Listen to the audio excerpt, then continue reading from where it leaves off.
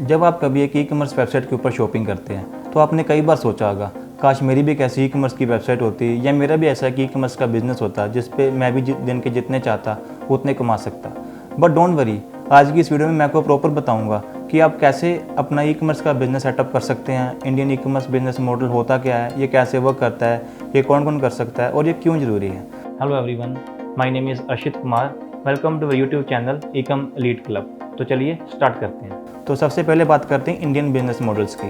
तो सबसे पहले बात आती है market place. This is the first platform of the Indian e commerce business model.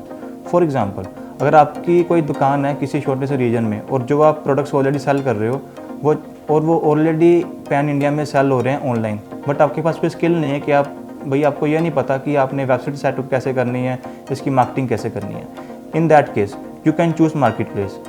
अगर मैं बात करूँ इस मार्केट प्लेसेस की, तो ऐसे कौन कौन से प्लेटफॉर्म्स हैं इसके। तो सबसे पहला प्लेटफॉर्म है that is Amazon, then Flipkart, ShopClues etcetera.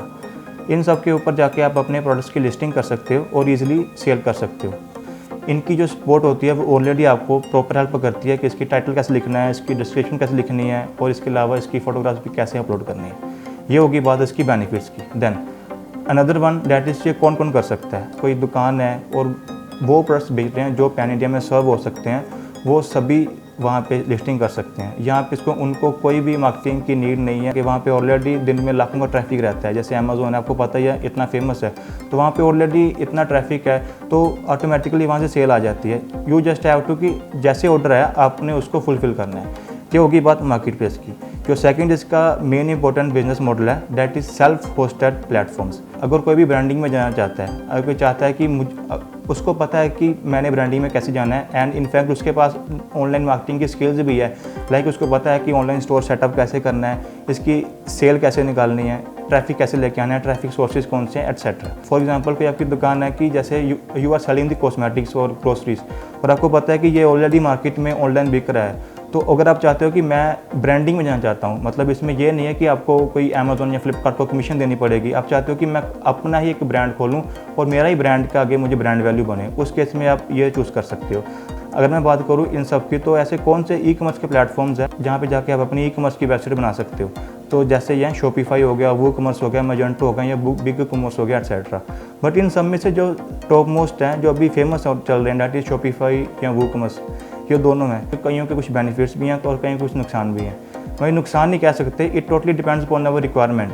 Okay, अगर आपको नहीं पता कि शॉपिफाई बेस्ट है या वूकॉमर्स बेस्ट है, इस पर मेरी ऑलरेडी एक वीडियो आई हुई है, मैं उसका आपको लिंक ऊपर आई बटन में दे दूंगा, आप जाके चेक कर लीजिएगा। ये बात आ गई इन सब के लाइक सेल्फ होस्टेड प्लेटफॉर्म्स की। इसके प्रोस क्या हैं, लाइक इसके बेनिफिट्स क्या क्या हैं। सबसे पहला बेनिफिट तो ये है, अगर हम बात करें मार्केट प्लेसेस की, वहाँ पे आपको 8 से 25% तक कमीशन देनी पड़ती है, depend upon the product category.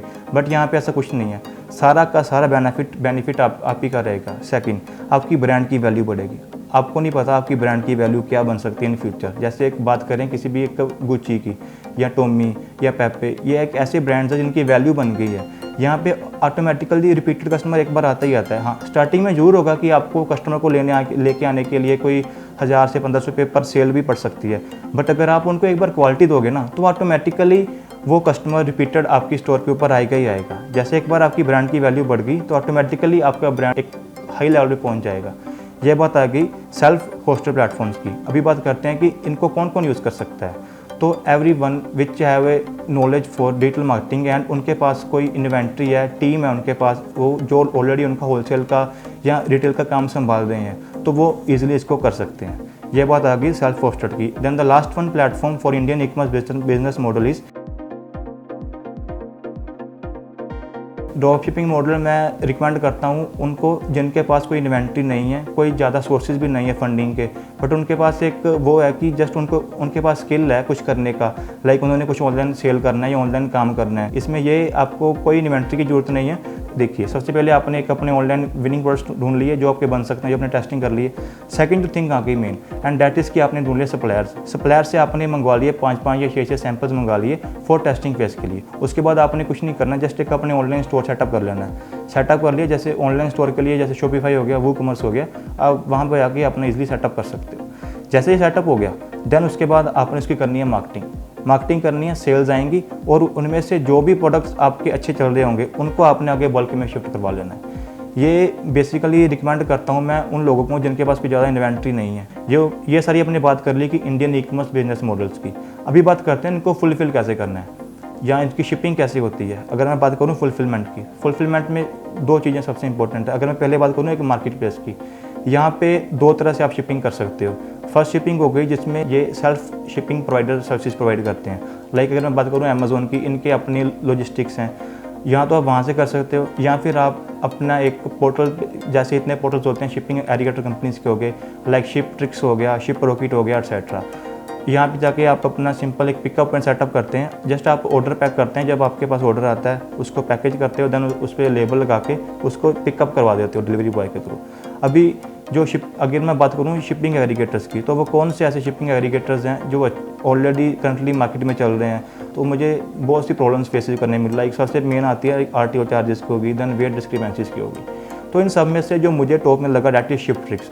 इनका सबसे मेन बेनिफिट क्या है, that they don't charge for RTO orders. Yes, RTO orders के ही सबसे ज़्यादा चार्जेस हमें पड़ते हैं। लाइक अगर हम दिन के 100 ऑर्डर्स निकाल रहे हैं, तो 100 में से अगर 50 आरटीओ आ रहे हैं, मतलब हमारा ऑटोमेटिकली 500 से लेकर 1000 तक नुकसान होता है। अगर अभी 500 से 1000 कुछ ज़्यादा नहीं है, बट अगर बात करें ऑन मंथली बेसिस की, तो it is huge item. And second का main benefit that is weight discrepancies इनमें बिल्कुल नहीं आती।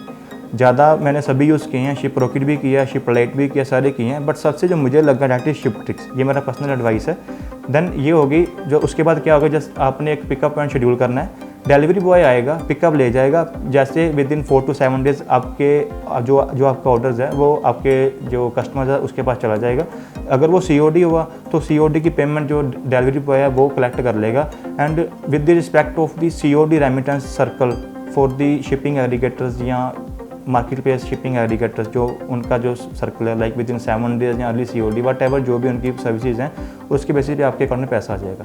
तो ये था मेरा basic Indian e commerce business model क्या होता है, ये कौन सी टाइप्स का होता है, ये कैसे वर्क करता है।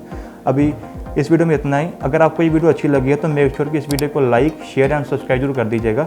एंड मेक श्योर कि tap the bell icon must, so that जैसे ही मेरी अगली वीडियो आए तो आपको इसकी लेटेस्ट नोटिफिकेशन मिलती रहे। Thank you, have a nice day.